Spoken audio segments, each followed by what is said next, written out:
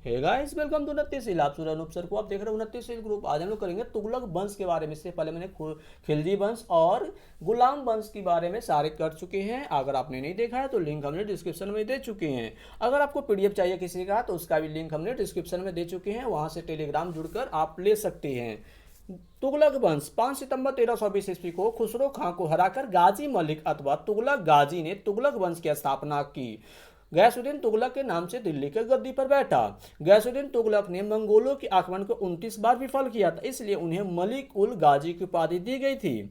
वह पहला सुल्तान था जिसने अपने नाम के साथ गाजी का प्रयोग किया था, जिसका अर्थ है काफिरों का वध करने वाला।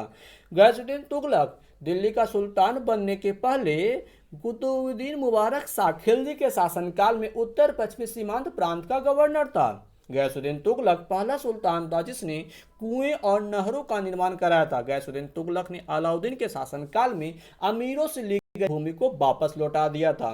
गैसुद्दीन तुगलक और निजामुद्दीन औलिया को बीच नहीं बनती थी, इसलिए निजामुद्दीन औलिया ने गैसुद्दीन तुगलक को एक बार कहा था, हुजूर दिल्ली दूरस्थ, यानी हुजूर दिल्ली अभी दूर है। तुगलकाबाद नामक शहर की स्थापना में गैसुद्दीन तुगलक ने की थी, जो दिल्ली के पास स्थित है, जो रोमन शैली में बनी है। और 56 कोट नामक दुर्ग का निर्माण भी गैसुद्दीन तुगलक ने कराया था, जो तुगलकाबाद में स्थित है। आगे आते हैं। इन्होंने अपने शासनकाल में तेलंगाना, वारंगल, उड़ीसा, पश्चिम बंगाल आदि क्षेत्रों पर विजय प्राप्त की थी। तेलंगाना में 1321, पश्चिम बंगाल 1324 में विजय प्राप्त की थी। गैसुद्दीन तुगलक के पुत्र जूना खान ने इनके विजय अभियान में महत्वपूर्ण भूमिका निभाई थी। पश्चिम बंगाल अभियान में गाजी मलिक लौट कर आ रहे थे, तो उनके स्वागत का षड्यंत्र रचकर तुगलकाबाद से 6 किलोमीटर दूरी पर अफगानपुर में एक लकड़ी का महल जूना खान ने बनवाई थी। यह लकड़ी के महल गिरने से 1325 ईस्वी को गाजी मलिक की मृत्यु हो गई। गाजी मलिक दिल्ली सल्तनत के पहले शासक थे जिन्होंने अपने साथ गाजी लगाया था।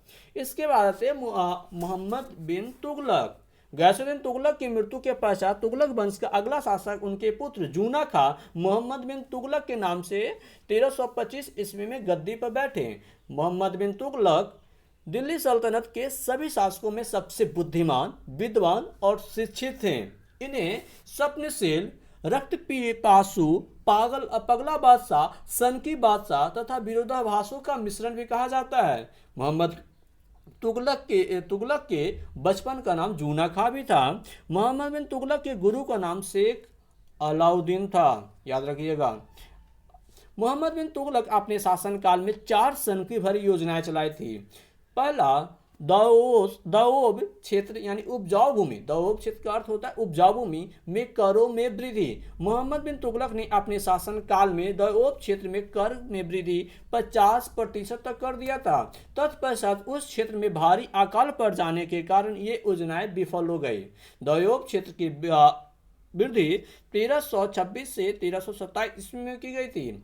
उसके बाद दूसरा काम इसका था राजधानी परिवर्तन। मोहम्मद बिन तुगलक ने दक्षिण भारत के क्षेत्र पर विजय हासिल करने के लिए अपनी राजधानी को दिल्ली से हटाकर दौलताबाद ले गए, जो देवगिरी यानी महाराष्ट्र के पास स्थित है। लेकिन राजधानी परिवर्तन करने के पश्चात भी पूर्व से यानी पहले से इनके अधीन रह रहे विजयनगर और बहमनी साम्राज्य स्वतंत्र हो गए। विजयनगर साम्राज्य की स्थापना, याद रखिएगा, ये कर्नाटक में है, जिसे हरियर और बुक्का ने की थी। 2 भाई था। 1336 में मोहम्मद बिन तुगलक के शासनकाल में 1347 ईस्वी में बहमनी साम्राज्य को हसन गंगू ने स्वतंत्र करा दिया।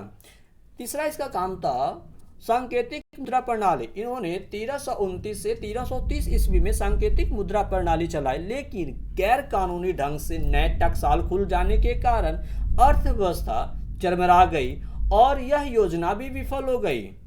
चौथा काम था खुरासान का विजय। मोहम्मद बिन तुगलक खुरासान पर आक्रमण करने के लिए सैनिक अग्रिम यानी एडवांस रुपया सब सैनिकों को दे दिया था।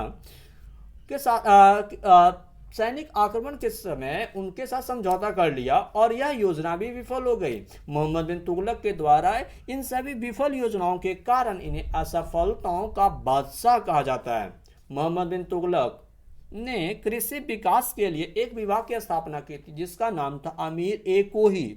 मोहम्मद बिन तुगलक के शासनकाल में ही अफ्रीकी यात्री इब्न बतूता 1333 ईस्वी में आए थे। ये काफी important question. Ibn Battuta Bharat कब आए थे? तो 1333 ईस्वी में आए थे। इब्न बतूता किस देश के निवासी थे? ये भी क्वेश्चन याद रखिएगा। ये मोरक्को के निवासी थे। हम पूछ रहे हैं मोरक्को का राजधानी क्या है? मोरक्को की राजधानी रबात है। इब्न बतूता के दरबार में रहते हुए एक पुस्तक लिखे। इब्न बतूता दरबार में रहते हुए एक पुस्तक लिखे जिसका नाम था रेहला। याद रखिएगा, रेहला का लेखक कौन है? Ibn Battuta. रेहला पुस्तक से मोहम्मद बिन तुगलक के बारे में विस्तृत जानकारियां मिलती है। मोहम्मद बिन तुगलक ने अपने शासन काल में इब्न बतूता को दिल्ली का गाजी नियुक्त किया था।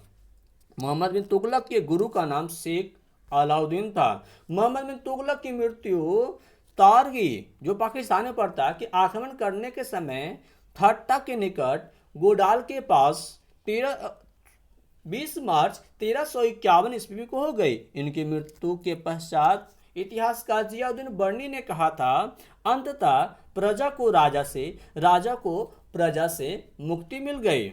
इसके बाद आते हैं फिरोज शाह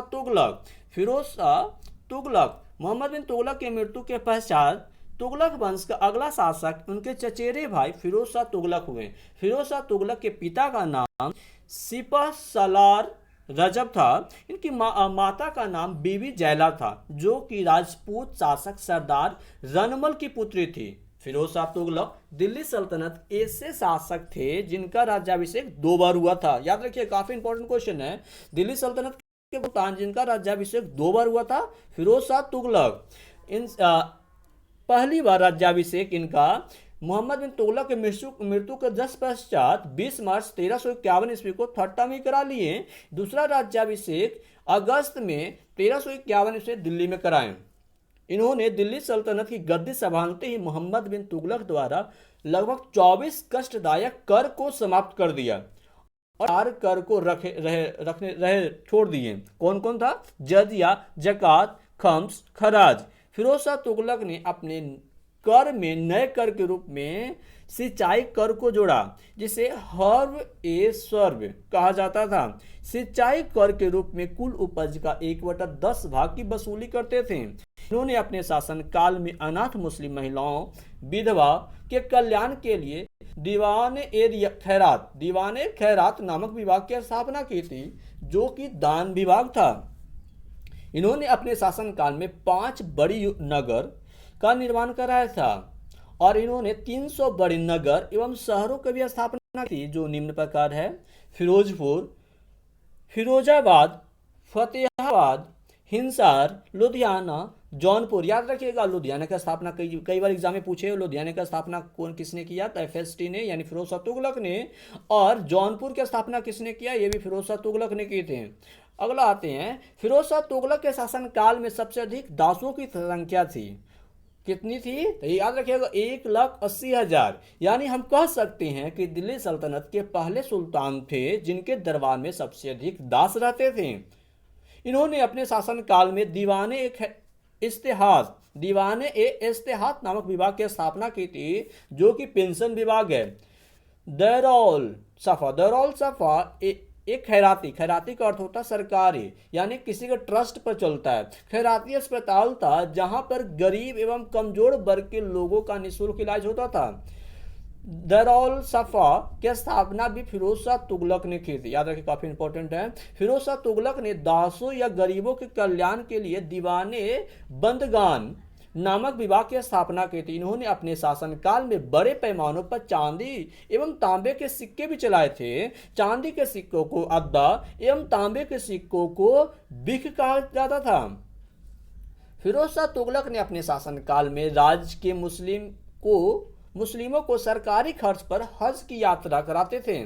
फिरोज शाह तुगलक की आत्मकथा का नाम फतुहाते फिरोजशाही, याद रखिएगा, फतुहाते फिरोजशाही इनकी आत्मकथा का नाम है। तारीख फिरोजशाही की याद रखिएगा जियाउद्दीन बर्नी है। तारीख फिरोजशाही के लेखक जियाउद्दीन बर्नी 1360 ईस्वी में उड़ीसा स्थित जॉर्ज नगर के जगन्नाथ मंदिर को लूटा था। किसने? फिरोज शाह तुगलक ने। उस समय वहां के शासक भानुदेव थे।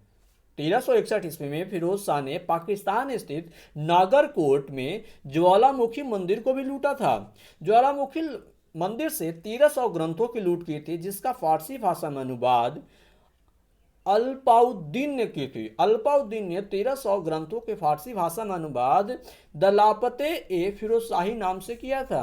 फिरोज शाह तुगलक ने अपने शासन काल में जो सिक्का चलाए थे उस पर खलीफा शब्द अंकित करवाया था। साथ ही साथ अपने पुत्र का नाम भी अंकित कराया था। उनके पुत्र का नाम फतेह खान था। फिरोज शाह तुगलक को एलिफिंस्टन तथा हेनरी एलियट ने दिल्ली सल्तनत काल का अकबर कहा था। फिरोज शाह तुगलक ने अपने शासनकाल में हिंदू को जिम्मी कहा था। जिम्मी का अर्थ होता है इस्लाम धर्म न कबूलने वाला। फिरोज शाह के सफलता में उनके वजीर मकबूल खां का अहम योगदान था। फिरोज शाह तुगलक की मृत्यु 20 सितंबर 1388 ईस्वी को हो गई। फिरोज शाह के पश्चात तुगलक शाह 1388 से 1389 ईस्वी तक और नसरुद्दीन मोहम्मद 1390 से 1394 ईस्वी तक शासन किए। इस वंश के अंतिम शासक नसरुद्दीन महमूद शाह हुए, जो 1394 से 1412 ईस्वी तक रहे। इनके प्रधानमंत्री का नाम मल्लू इकबाल था। इन्हीं के शासनकाल में ईरानी विकलांग आक्रमणकारी तैमूर लंग 1398 ईस्वी में भारत के दिल्ली पर आक्रमण किया था और 15 दिनों तक दिल्ली में लूटपाट मचाई। फिरोज शाह तुगलक ने अपने शासनकाल में फिरोज शाह कोटला दुर्ग की स्थापना की थी। याद रखिएगा, इन्होंने अपने शासनकाल में 6 जीतन सरागती सिक्के भी चलाए थे। याद रखिएगा, नसरुद्दीन महमूद के शासनकाल में मलिक सावरकर यानी इसको बोलते हैं मलिक कुर्सस ने जौनपुर शहर को स्वतंत्र कराया था। यह होगा तुगलक वंश की सारी कहानियां खत्म। याद रखिएगा, अगर याद नहीं रहते हैं तो हमारे वीडियो को बार बार सुनिए, याद रहेंगे। हमारे वीडियो को लाइक करिए, कमेंट करिए, शेयर करिए। याद रखिएगा, अगर आपको इसका पीडीएफ चाहिए टेलीग्राम चैनल पर आपको जुड़ना पड़ेगा, वहां से आपको पीडीएफ मिल जाएगी। प्रीवियस क्वेश्चन, सिजदाएं पापोस प्रथा की शुरुआत किसने की थी? हमने कल क्वेश्चन पूछा था कल से पहले, सिजदाएं पापोस प्रथा की शुरुआत किसने की थी? इसका आंसर होगा बलबन ने की थी। आज का क्वेश्चन ऑफ द डे, याद रखिएगा, हमें इसका आंसर कमेंट बॉक्स में देना ही देना है। रंगीला बादशाह किसे कहा जाता है? ऑप्शन पहला है मोहम्मद बिन तुगलक, ऑप्शन सेकंड है मुबारक खिलजी, ऑप्शन थर्ड है अलाउद्दीन खिलजी, ऑप्शन 4 है जलाउद्दीन खिलजी। इसको ऑप्शन आप हमें कमेंट बॉक्स में बताइएगा। तब तक सुनते रहिए 29 ग्रुप, आप सुनते रहिए अनूप सर को। धन्यवाद।